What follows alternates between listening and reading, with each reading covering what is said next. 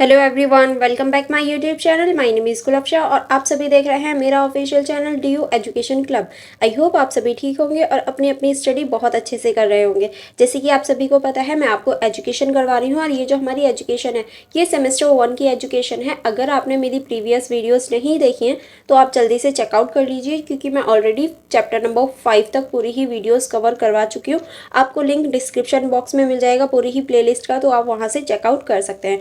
और आज हमारा चैप्टर 6 स्टार्ट होने वाला है। देखिए, ये जो बुक है ये बहुत ज़्यादा इंपॉर्टेंट है और सभी स्टूडेंट के पास है, तो इसीलिए इस बुक को बेसिक से पढ़ने के लिए आप इस बुक की जितने भी चैप्टर हैं उन्हें चेकआउट कर सकते हैं, क्योंकि ये बुक बहुत हार्ड है। अगर आपने बेसिक से नहीं पढ़ी तो कुछ भी समझ में नहीं आने वाला है। ठीक है, चलिए हम स्टार्ट करेंगे। जैसे कि आप देख सकते हैं, ये हमारी एजुकेशन की बुक है और ये जो हमारी एजुकेशन की बुक है इसका नाम है पर्यावरण विज्ञान व्यवहार में सिद्धांत 1, यानी environmental science theory into practices 1। ये आपकी सेमेस्टर 1 एंड सेमेस्टर 2 दोनों की ही बुक है। ये एक ही बुक दोनों ही सेमेस्टर में है। अगर आप सेमेस्टर 1 के हैं तो भी आपके लिए बेनिफिट वाली है, अगर आप सेमेस्टर 2 के हैं तो भी आपके लिए बेनिफिट वाली है। ओके, तो वीडियो को लाइक करना एंड मेरे चैनल को सब्सक्राइब करना मत भूलिएगा, ताकि आप आने वाली जितनी भी वीडियोस हों आपकी स्टडी से रिलेटेड उन्हें देख पाएँ। चलिए फिर आप फटाफट से एक प्यारा सा लाइक कर दीजिए। उसी लाइक से हम लोग इस वीडियो की शुरुआत करते हैं, यानी चैप्टर नंबर 6 की स्टार्टिंग करते हैं। जैसे कि आप सभी देख सकते हैं, हमारा चैप्टर नंबर 6 है और हमारे चैप्टर का नाम है प्राकृतिक संसाधन, जल संसाधन। यानी हम मेनली इसमें प्राकृतिक संसाधनों के ऊपर चर्चा करने वाले हैं और सबसे ज़्यादा जो इम्पोर्टेंट होने वाला है वो हमारी जल संसाधन, यानी जो जितने भी हमारे जल संसाधन हैं हम उनके ऊपर इस चैप्टर में चर्चा करने वाले हैं। चलिए देख लेते हैं। इस चैप्टर की जो स्टार्टिंग है वो आप इस तरह से देख सकते हैं और आपकी जो सोल की बुक होगी उसमें भी इसी तरह की स्टार्टिंग होगी, क्योंकि ये भी सोल की बुक है। मैं डायरेक्ट आपको बुक से पढ़ाती हूँ ताकि कोई भी कन्फ्यूजन क्रिएट नहीं हो। चलिए हम परिचय देख लेते हैं। परिचय में आप क्या लिख सकते हैं? देखिए, कोई भी क्वेश्चन क्यों ना आए इस चैप्टर से रिलेटेड, आप सभी में इस परिचय का यूज कर सकते हैं। ठीक है, परिचय में आप लिखेंगे हमारी पृथ्वी ग्रह को जल के कारण नीले ग्रह के रूप में जाना जाता है। यानी देखिए, हमारी जो पृथ्वी है उसको पानी की वजह से ही नीले ग्रह के रूप में जाना जाता है, जो इसकी सतह के 3/4 भाग को कवर करते हैं। और हमारी जो पृथ्वी है उसके 3/4 भाग पर जल है। जल का हमारे ग्रह की संरचना और कार्य के विभिन्न पहलुओं पर एक उल्लेखनीय प्रभाव है, जिसमें महाद्वीपों का आकार देना, हमारी जलवायु की संतुलन करना, जीवों को जीवित रखना शामिल है। यानी देखिए, जो जल है वो एक अलग ही लेवल का रोल निभाता है। जैसे कि जो महाद्वीप होते हैं उनके आकारों को नियंत्रित करता है, जलवायु को संतुलित करता है, और जो जितने भी जीव है यानी हम लोग हैं या फिर पेड़ पौधे हैं या फिर जानवर हैं, उन सभी का जो जीवन है वो सभी जो है वो जल पर ही निर्भर होता है, यानी जल पर ही डिपेंड करता है। ठीक है, जल के बिना पृथ्वी पर जीवन असंभव है। बैक्टीरिया, पौधे और जानवरों सहित सभी जीवन रूपों में उनकी ये केवल वजन का 60 से 70 जल होता है। यानी देखिए, पृथ्वी पर जितने भी बैक्टीरिया हो गए, पौधे हो गए, जानवर हो गए, जीव हो गए, सभी में 60 to 70% जो भार होता है यानी वेट होता है वो जल होता है। यानी टोटल वजन का 60 to 70% जल होता है। ठीक, यह परिस्थितिकी तंत्र के स्वास्थ्य के लिए आवश्यक है। हालांकि पृथ्वी पर पर्याप्त जल है, लेकिन इसका अधिकांश भाग खारा है और पीने, कृषि और अन्य उद्योगों के लिए उपयुक्त नहीं है। यानी देखिए, अगर हम देखें तो पृथ्वी पर बहुत सारा पानी है। 1/3 जो भाग है वो 1/4 जो भाग है वो पृथ्वी का पानी में घिरा हुआ है, लेकिन देखिए वो सारा ही पानी जो है वो पीने योग्य नहीं है, क्योंकि वो खारा पानी है। ना तो हम उसे पी सकते हैं, ना कृषि में यूज़ कर सकते हैं, ना ही हम अपने उद्योगों में उसका यूज़ कर सकते हैं। ठीक है, चलिए आगे देखेंगे। आगे आप इसमें लिख सकते हैं, जल के उपयोगों को लेकर अक्सर विवाद पैदा होता है, क्योंकि एक आवेदन से दूसरे के लिए उपलब्ध मात्रा कम हो जाती है। यहाँ तक कि आसानी से उपलब्ध मीठे जल वाले क्षेत्रों में भी जल की गुणवत्ता और मात्रा को बनाए रखने में समस्या होती है। यानी देखिए, कभी कभी जल को लेकर विवाद देखने को मिलते हैं, और जहाँ मीठा पानी मिलता है वहाँ पर भी हम इन समस्याओं या फिर उसकी मात्रा को लेकर विवाद देख सकते हैं। 1985 ईस्वी में प्रति व्यक्ति उपलब्ध की जल की औसत मात्रा लगभग 43,000 क्यूबिक मीटर प्रति वर्ष थी, और 2014 ईस्वी में यानी 2014 तक यह आंकड़ा लगभग 590 क्यूबिक प्रति वर्ष तक गिर गया। यानी देखिए जैसे जैसे जनसंख्या वृद्धि हो रही है, पहले जनसंख्या कम थी तो पानी जो था वो ज़्यादा था, यानी पानी सब पे इक्वल आ जाता था। अब जनसंख्या बढ़ रही है तो पानी की जो मात्रा है वो भी कम होती जा रही है, जो जनसंख्या वृद्धि के कारण और कम हो सकता है। यानी देखिए जैसे जैसे जनसंख्या बढ़ेगी वैसे वैसे ही कम होता चला जाएगा, इसलिए भी बोला जाता है कि जनसंख्या को कंट्रोल किया जाना चाहिए। ठीक है, अब आगे चलेंगे। आगे अब हम देखेंगे जल चक्र और जल का वितरण, कि जो जल चक्र होता है और जल का जो वितरण होता है, चलिए उसको देख लेते हैं। जल 3 रूपों में मौजूद है, ठोस, तरल और वाष्प। जैसे कि हम जानते हैं जल जो है हमारा 3 रूपों में ही मौजूद है, ठोस में जैसे कि बर्फ, तरल में जैसे कि समुद्र का पानी या फिर मीठा पानी जो है, और वाष्प जैसे कि वर्षा हो गया या फिर भाप हो गया, इस रूपों में हम देख सकते हैं। जल निरंतर पर्यावरण के माध्यमों से समुद्रों में, वायुमंडल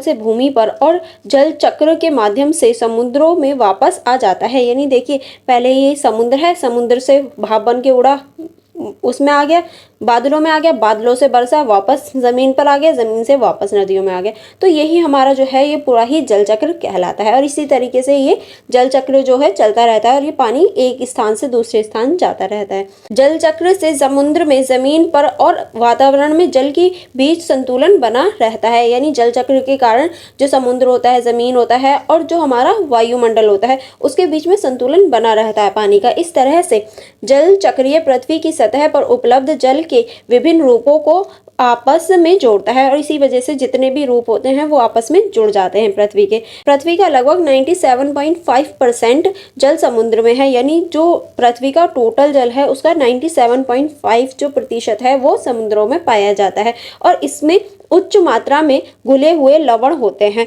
समुद्री जल घरेलू उपयोग, कृषि और उद्योगों जैसे अन्य उपयोगों के लिए बहुत नमकीन होता है। यानी हम समुद्री जल को ना तो कृषि में यूज़ कर सकते हैं, ना घरेलू यूज़ों में यूज़ कर सकते हैं, कहीं भी हम इसका यूज़ नहीं कर सकते। उदाहरण के लिए यदि आप अपने बगीचों को समुद्री जल से सींचते हैं तो आपके पौधे मर जाएंगे। यानी अगर हम समुद्री जल डाल दें पौधों में तो कुछ टाइम बाद हमारे जो पौधे होते हैं वो मर जाते हैं।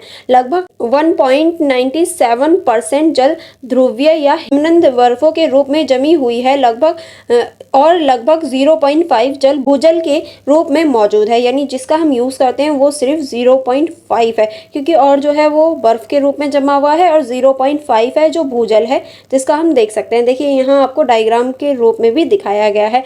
पृथ्वी पर जल संसाधनों का वितरण, के किस तरह से पृथ्वी पर जल संसाधनों का वितरण किया गया है। पूरा ये 97.5 है जिसका हम यूज़ नहीं कर सकते और सिर्फ 2.5 है जिसका हम यूज़ कर सकते हैं, वो भी इस तरह से वर्गीकृत किया गया है। ठीक है, चलिए आगे बढ़ेंगे। आगे अब हम देखेंगे पृथ्वी के मीठे जल का लगभग 0.03% भाग जल, झीलें, खाड़ियाँ, नदियाँ, झरने और वायुमंडल में ये होता है। यानी देखिए 0.03% जो जल है वो झीलों में, नदियों में और खाड़ियों में और वायुमंडल में मौजूद होता है। जलभृत या जल झरने भूमिगत जलाशय होते हैं जो या तो असंकुचित या संकुचित होते हैं। ठीक है, आगे चलेंगे। आगे हम देखेंगे असंकुचित जलभृत की ऊपरी सीमा जल स्तर कहा जाता है। यानी जो असंकुचित जलभृत होती है उसकी जो सबसे ऊपरी सीमा होती है या ऊपरी जो परत होती है उसे जल स्तर कहा जाता है। जल स्तर के ऊपरी सतह मिट्टी की और निचली सतह चट्टानों की बनी होती है। यानी जो जल स्तर है उसकी जो ऊपरी सतह होगी वो मिट्टी की बनी होगी और जो निचली सतह होगी वो चट्टानों से बनी होती है। ठीक है, चलिए आगे बढ़ेंगे। आगे आप इसके अंतर्गत लिख सकते हैं इस क्षेत्र में जल स्तर की गहराई वहां होने वाले वर्षा की मात्रा पर निर्भर करती है। यानी जो हमारा क्षेत्र होता है उसकी गहराई पर डिपेंड करता है कि वहां वर्षा कितनी होगी। यानी अगर ज़्यादा गहरा स्थान है तो वहां वर्षा की उम्मीद ज़्यादा होती है। ठीक है, आगे चलेंगे। एक सीमित जलभृत को आर्टेशियन जलभृत के रूप में भी जाना जाता है। यानी जलभृत को ही आर्टेशियन जलभृत के रूप में भी जाना जाता है। यह भूजल भंडारण क्षेत्र है जो दो अपारगम चट्टान की परतों के बीच स्थित होता है। ठीक है, ये जो है ये दो चट्टानों के बीच में स्थित होता है। आमतौर पर भूजल संसाधन को अनवीनीकरणीय माना जाता है क्योंकि इन्हें जमा होने में सैकड़ों या कभी कभी हजारों साल लग जाते हैं। यानी जो हमारे भूजल संसाधन होते हैं इन्हें अनवीनीकरण संसाधन के रूप में जाना जाता है क्योंकि इन्हें जमा होने में ही कभी कभी सैकड़ों या हजारों साल लग जाते हैं। ठीक है, चलिए आगे बढ़ेंगे। जैसे कि आप देख सकते हैं यहाँ हमारा भूजल जलवाही स्तर की योजनाबद्ध प्रस्तुति की गई है। जिस तरह से आप देख सकते हैं ये योजनाबद्ध प्रस्तुति की गई है। अब यहाँ पर देखिए कुछ क्वेश्चन दे रखे हैं जो अभी हमने पढ़ा उसी से रिलेटेड अब यहाँ कुछ क्वेश्चन हैं जिनके आंसर आपको मुझे कमेंट बॉक्स में देने हैं। अगर आप सारी वीडियोस देख रहे हैं तो आपको पता होगा मैं आपको होमवर्क देती हूँ, तो ये आपका होमवर्क है जो आपको मुझे कमेंट बॉक्स में देना है। ठीक है, चलिए आगे बढ़ेंगे। आगे जो हमारा टॉपिक है वो है भारत में जल संसाधन। अब हम भारत में जल संसाधनों की बात करेंगे तो इसके अंतर्गत पहला पॉइंट आप लिख सकते हैं, भारत में संसार की लगभग 18% आबादी है जबकि विश्व के केवल 4% नवीनीकरण जल संसाधन और विश्व के भू क्षेत्र का 2.4% भू क्षेत्र है। यानी देखिए 18% आबादी है और जबकि जो केवल नवीनीकरण संसाधन है वो हमारे पास 4% है और जो भू क्षेत्र है उसका 2.4% हमारे पास है। भारत में जल के 3 मुख्य स्रोत हैं। जो भारत है उसमें जल के 3 मुख्य स्रोत हैं। पहला है हमारा सतह जल यानी जो हमारी नदियां, झील, तालाब हैं ये सब। फिर है हमारा भूजल जो कुएं और झरने हैं। फिर है हमारा आर्द्र भूमि। इन तीनों ही रूपों में भारत में पानी पाया जाता है। ठीक है, 2001 में औसत वार्षिक जल की उपलब्धता 1816 क्यूबिक मीटर प्रति व्यक्ति थी और 2011 में घटकर 1545 क्यूबिक मीटर प्रति व्यक्ति हो गई। यानी देखिए पहले ज़्यादा थी 2001 में, अब ये 2011 में घट गई और फिर 2018 में और घटकर 486 क्यूबिक मीटर प्रति व्यक्ति रह गए और ये धीरे धीरे घटती हुई हमें नजर आ रही है। ठीक है, नेक्स्ट पॉइंट आप लिख सकते हैं, सतही जल संसाधन हमारे देश में गंगा, यमुना, सिंधु, ब्रह्मपुत्र, कावेरी, गोदावरी, कृष्ण, महानदी, माही, नर्मदा, पेन्नार और तापी नामक 12 प्रमुख नदियों के माध्यम से सतही जल का प्रवाह होता है। यानी देखिए हमारे भारत में 12 प्रमुख नदी हैं जिनको सतही जल कहा जाता है। भारत के सभी नदी घाटियों में औसत वार्षिक प्रवाह 1869 घन किमी होने का अनुपात है। यानी 1869 जो है वो घन पानी होता है हमारे भारत में देखा जाता है। ठीक है, चलिए आगे बढ़ेंगे। आगे आप इसमें लिख सकते हैं, भारत में वर्ष में बहुत अधिक स्थानीय विभिन्नता होती है और यह मुख्य रूप से मानसून और मौसम के केंद्र हैं। यानी जो भारत है उसमें वर्ष में बहुत अधिक भिन्नताएं देखी जाती हैं और ये मानसून पर भी अधिक केंद्रित होती हैं। देश की कुल नदियां जैसे गंगा, ब्रह्मपुत्र और सिंधु का विशाल जलग्रह क्षेत्र है। गोदावरी, कृष्ण और कावेरी जैसी दक्षिण भारतीय नदियों में वार्षिक जल प्राप्त का अधिकांश उपयोग किया जाता है। यानी हम कह सकते हैं अलग अलग जगह पर अलग अलग नदियों द्वारा पानी दिया जाता है और उनका प्रयोग किया जाता है। जैसे कि दक्षिण में गोदावरी और कृष्ण और कावेरी नदी द्वारा पानी का प्रयोग किया जाता है। ठीक है, आगे चलेंगे। लेकिन ब्रह्मपुत्र और गंगा घाटी में इसे अभी किया जाना बाकी है। नदियों के अलावा भारत में अन्य सतही जल संसाधन में नहरें, तालाब, झीलें, टैंक और आर्द्र भूमि शामिल है। यानी देखिए अगर हम नदियों के अलावा यानी सतही के अलावा बात करें तो जो झरने हैं, तालाब हैं, टैंक हैं ये सभी मौजूद हैं। ठीक है, चलिए आगे बढ़ेंगे। आगे अब हम देखेंगे भूजल संसाधन। अब भूजल जो संसाधन है उन्हें देख लेते हैं। भारत के पास लगभग 432 क्यूबिक किलोमीटर कुल वार्षिक पुनः पूर्ति योग्य भूजल संसाधन है। यानी जो भूजल संसाधन है वो 432 हैं। भारत में गंगा और ब्रह्मपुत्र बेसिनों में कुल पुनः पूर्ति योग्य भूजल संसाधनों का लगभग 40% होता है। यानी गंगा और ब्रह्मपुत्र में 40% पाया जाता है। पंजाब, हरियाणा, राजस्थान और तमिलनाडु राज्य में भूजल का उपयोग बहुत अधिक है। यानी पंजाब में, हरियाणा में, राजस्थान में, तमिलनाडु में भूजल का जो उपयोग है वो बहुत ज़्यादा अधिक होता है और बिहार, गुजरात, उत्तर प्रदेश, महाराष्ट्र और त्रिपुरा जैसे राज्य अपने भूजल संसाधनों का माध्यम दर से उपयोग करते हैं। यानी इन राज्यों में मध्य दर से इनका उपयोग किया जाता है। ठीक है, चलिए आगे बढ़ेंगे।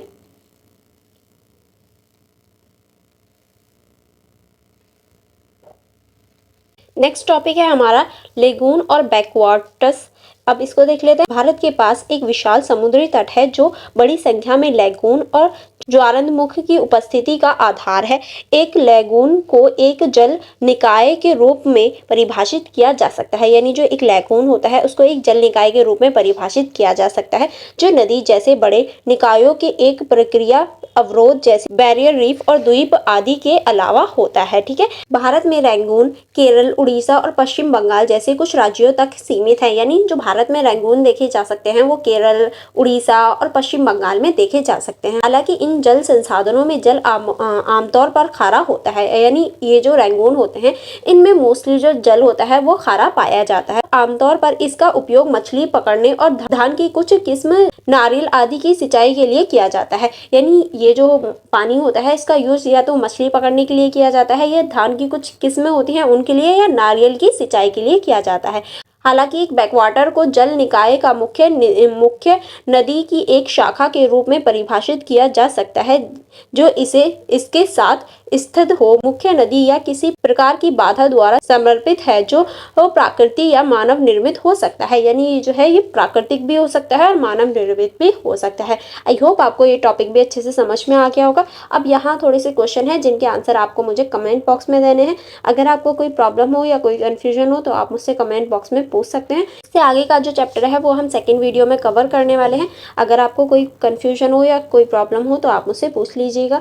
एंड आप मेरे Telegram group and Instagram ID को चेकआउट करना मत भूलिएगा। टेलीग्राम ग्रुप का लिंक एंड इंस्टाग्राम आईडी का जो लिंक है वो आपको डिस्क्रिप्शन बॉक्स में मिल जाएगा। आप मेरा टेलीग्राम ग्रुप ज्वाइन कर सकते हैं, जहां मैं मोर इन्फॉर्मेशन देती हूँ आपकी स्टडी से रिगार्डिंग और सोल के रिगार्डिंग। चलिए फिर मिलेंगे नेक्स्ट वीडियो में। आप मेरी वीडियो को लाइक करना एंड अपने फ्रेंड्स के साथ शेयर करना मत भूलिएगा। Thank you for watching everyone.